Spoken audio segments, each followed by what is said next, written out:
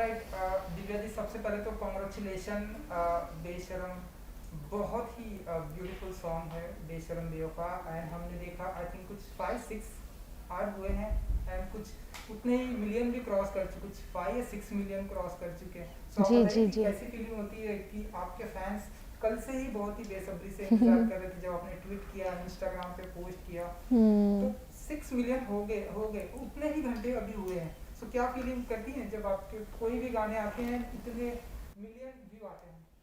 जी, मैं जब करती हूँ गाना तो बिल्कुल सोचती नहीं हूँ कि इतना होना चाहिए, उतना होना चाहिए। बस उसमें जी-जान और कड़ी मेहनत डालती हूँ, जो भी मैं काम करूँ उसमें एकदम पूरा अपना हार्ट एंड सोल डाल देती हूँ, और बाकी तो सब गॉड के हाथों में है और ऑडियंस के हाथों में है। मैं सिर्फ खुश हूँ कि ऑडियंस मेरे काम के साथ कनेक्ट कर पा रही है, क्योंकि मैंने जब याद पिया के आने लगी किया तो मेरे लिए बहुत इंपॉर्टेंट था एज एक्टर कि ऑडियंस मेरे काम के साथ कनेक्ट हो, मेरे साथ कनेक्ट हो, and they really connected with me. बहुत सारी टीनेज लड़कियां हैं जिन्होंने मेरे लिए इतने सारे फैन हैंडल्स खोले हुए हैं, और वो बेचारी इतना लगी रहती है जी जान से एडिट बनाने और इतनी मेहनत करने से। I am thankful to them for all the love and support, और इतना जो प्यार वो भेजते हैं मेरे लिए। एज एक्टर सिर्फ यही होता है कि मैं अपने काम के प्रति टोटली सिंसियर रहूँ और बहुत ही डेडिकेशन से करूँ।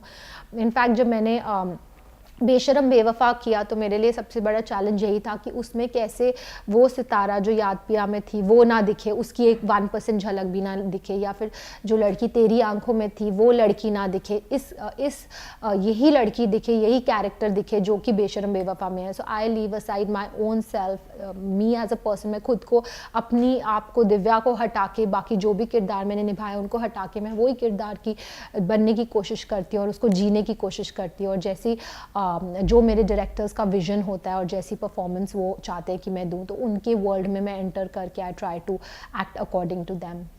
Whose idea was this to get V Parag on board?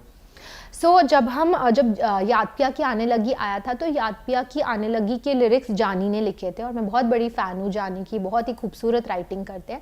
तो जानी और मैं दिसंबर से, ये लास्ट ईयर दिसंबर में हमने बात की थी कि हम साथ में कोलैबोरेट करके गाना करते हैं। तो तब से ये बात चल रही है, एंड फाइनली जुलाई तक आते आते गाना रेडी हुआ। बहुत मेहनत गई गाने के पीछे, एंड बी प्राक गाने गाने चाहिए, तो आई ओनली टोल्ड जानी कि we should get B Praak on board for this song, because he would do too much justice to this song. Because जैसा सॉन्ग है मतलब वो एक अलग चार चांद लगा देंगे, और जानी और बी प्राक दोनों बहुत सुपर टैलेंटेड है, and that's how the whole collaboration happened. Divya super busy लग रही हैं आप, एयरपोर्ट पे बहुत स्पॉट करे जा रही हैं, सत्य में जेके 2 चालू हो गया है, अलग अलग जैसे आपने कहा कि आप कुछ भी कोशिश करती है कुछ भी रिपीट ना हो मुझसे। सीता रमेश्वरी कितनी अलग होगी? नहीं, सीता रमेश्वरी नहीं, विद्या नाम है कैरेक्टर का, पता नहीं विकिपीडिया पे बहुत या इट्स मेंशन रॉन्ग। विकिपीडिया को कभी ट्रस्ट मत कीजिए। Set on records, never trust Wikipedia. कोई भी आगे कुछ भी चेंज कर देता है यार। विद्या नो रमेश्वरी, जिस विद्या या। सो आई थिंक विद्या जो है मिलाप जवेरी की विजुअलाइजेशन है ये कैरेक्टर विद्या, एंड उनका जो मेरे को ब्रीफ था वो ये था कि he wanted a very strong Indian women जो कि बहुत ही एलिगेंट हो, बहुत स्ट्रॉन्ग हो, सॉफ्ट हो, बट एक भारतीय नारी हो, और वो किरदार मैंने पोर्ट्रे किया है। सो मिलाप is very happy with my performance, and अभी भी शूटिंग चल रही है। मैं 3 दिन के लिए बॉम्बे आई हूँ, अभी कल ही मैं लखनऊ से वापस आई हूँ। सो वापस I am going back on the 2nd, so जनवरी तक शूटिंग चलेगी। So I am very happy to be part of Satyamev Jayate 2. John is such a good co-star. I share a very happy, beautiful relationship with him, and he's really giving as a co-star, and बहुत अच्छी हमारी chemistry भी आ रही है picture में। So I'm so happy to be a part of सत्यमेव जयते 2. दिव्या कुछ reference लिए थे जब हम स्ट्रॉन्ग वुमेन की बात करते हैं, आप खुद बहुत कामयाब शख्सियत हैं अपने आप में, जितना भी आप चाहे वो म्यूजिक के फील्ड में हो या एक्टिंग के फील्ड में, और आपने वापसी की, आप वापस फ्लोर पे आ गए हैं, शूट कर रहे हैं। आपके लिए strong women, how do you define strong women? This is one question. Other one is, whom do you see the strongest woman from the industry? I think strong woman, I would say मैं अपनी mother से प्रेरणा लेती हूँ, because she is very strong. मैं इतनी strong हुई नहीं real life में जितनी मेरी माँ स्ट्रॉन्ग है। I have seen her deal with so many things, with health and with so many other things in life so strongly, and yet remaining so strong. Industry में भी I think बहुत सारी strong women हैं, जैसे रेखा जी इतने strong है, उन पर इतने ज़्यादा लोगों ने क्या कुछ नहीं कहा था उनके बारे में 90s में, बट स्टिल शी वो so strong, and she was telling me कि आज मुझे सबसे ज़्यादा प्यार किया जाता है, बट पिछले 20 सालों से मैंने काम ही नहीं किया। जब मैंने काम ही नहीं किया तो सबसे ज़्यादा प्यार मिल रहा है, और जब मैं काम कर रही थी तो लोग इतना कुछ कहते थे। तो इंडस्ट्री में तो बहुत सारी ऐसी लेडीज़ हैं, बिकॉज अगर इस फील्ड में काम करना है तो आपको इंटरनल स्ट्रेंथ होना बहुत ज़रूरी है, क्योंकि बहुत लोग आपके बारे में बहुत कुछ कहेंगे, और उनको कैसे ना सुनी करके आप सिर्फ अपने आप में कॉन्फिडेंस रखें, अपने आप में सिक्योर रहें और अपने पाथ में आगे बढ़ते जाएं। जो अपने आप को प्रिटेंड करते हैं स्ट्रांग, उनके बारे में क्या बोलेंगे? प्रिटेंड करते हैं स्ट्रॉन्ग, वो भी शायद बेचारे अच्छा ही करते होंगे, क्योंकि वो शायद स्ट्रॉन्ग नहीं है बट स्ट्रॉन्ग होने का प्रिटेंड करते हैं, बिकॉज स्ट्रेंथ बहुत इंपॉर्टेंट है, यू नो। और अगर नहीं है तो किसी तरह स्ट्रॉन्ग बने, प्रेरणा लीजिए उन लोगों से जो स्ट्रॉन्ग है, और अपने अंदर की स्ट्रेंथ को पहचाने और उसे उस पर वर्क कीजिए, उभारें, and that's very important. It's very important. आज के टाइम जैसे उसमें स्ट्रेंथ बहुत ज़रूरी है। The last one from my hand, then I'll ask, have you taken some references for your character, you know, while playing Vidya in Satyamurthy? I can't reveal what character I'm playing, but क्योंकि उससे पूरी चीज़ें reveal हो जाएगी unfortunately, but मैंने थोड़ी बहुत referencing की अपने कैरेक्टर के लिए, डेफिनेटली विद्या के लिए। जी अच्छा, जैसा कि बातें हुई सत्यमेव जयते 2 की, अभी जो हाल ही में पिक्चर्स आई थी आपके बर्थडे पर केक कटिंग की, मतलब प्रॉपर आप दुल्हन लग रही थी, तो हम ऐसा माने कि कुछ इस तरह से आपका कैरेक्टर होने वाला, लाइक दुल्हन दिखने वाली है आप?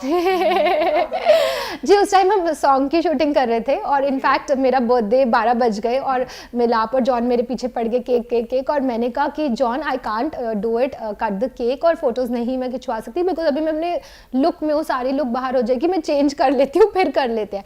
सो ही वॉज लाइक कि नो ऐसा ही कर लो, it's no problem, we are okay with it. So I thought ठीक है, if my hero is okay, my director is okay, then fine, क्योंकि बिकॉज मुझे ऐसा था लुक आउट शायद नहीं होनी चाहिए, but they were fine with it, so we went ahead with it, और लुक बाहर आ गई। सो चलिए, बेशरम बेवफा की अगर हम बात करें, अब जितना ब्यूटीफुल सॉन्ग है उतनी ही ब्यूटीफुल कास्ट भी है, आप हैं, गौतम गुलाटी हैं, सिद्धार्थ हैं, और कैसा रहा एक्सपीरियंस शूटिंग का इन सभी कास्ट के साथ में, क्योंकि इनकी भी टीवी में बहुत ही ज़्यादा फैन फॉलोइंग है। जी कैसा रहा एक्सपीरियंस? बहुत अच्छा एक्सपीरियंस रहा। सेट पे एनवायरनमेंट बहुत कंफर्टेबल था, एंड जैसे आप देख रहे हैं वीडियो में, सबकी परफॉर्मेंसेज इतनी अच्छे लेवल की परफॉर्मेंसेज है, so I am very happy and thrilled to be working with them.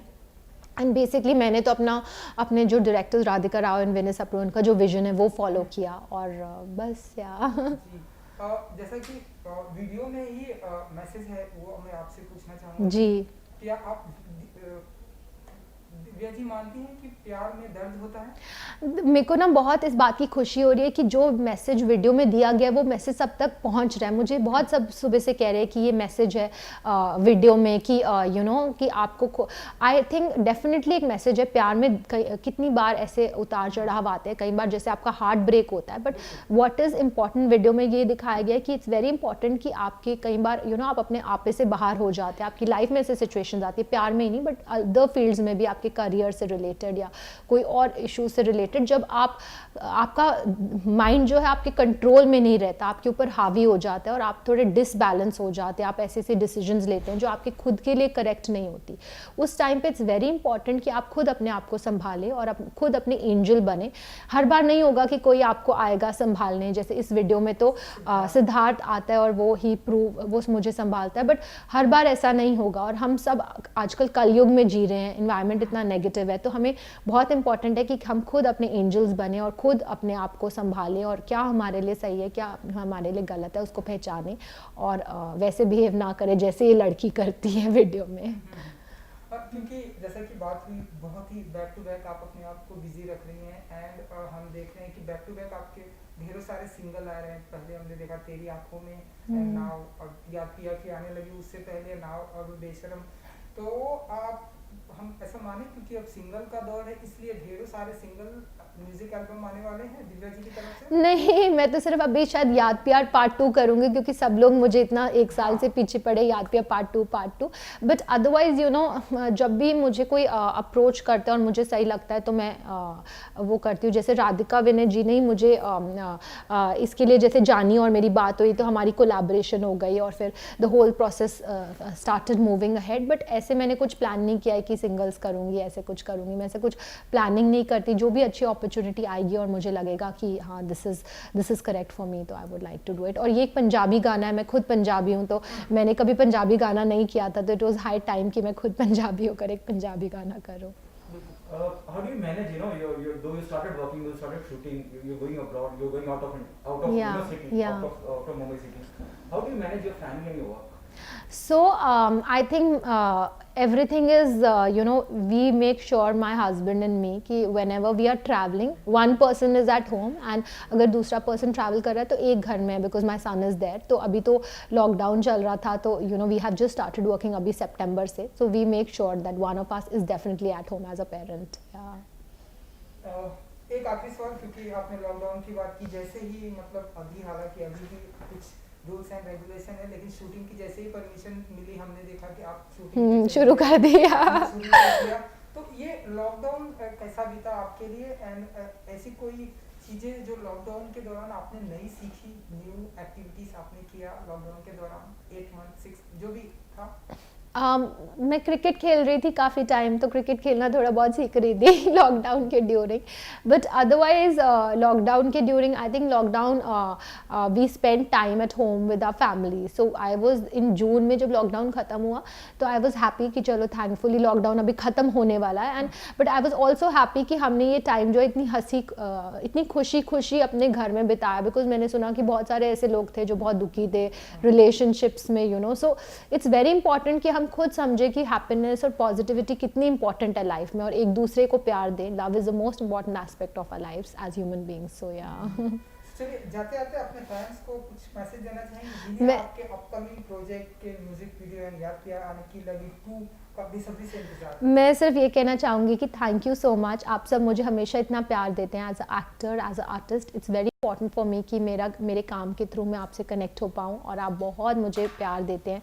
So I am extremely thankful for it, and मैं कोशिश करती हूँ कि मैं ऐसा काम करूँ जो बहुत ही आपको पसंद आए, बहुत ही अच्छे लेवल का हो, कुछ भी सिर्फ करने के लिए ना करूँ या क्वांटिटी के लिए ना करूँ. एंड आई एम थैंकफुल कि मेरे इतने गाने आप सबको इतने पसंद आ रहे हैं. Thank you so much. Thank you so much. Thank you so much. And good luck. Thank you. Thank you.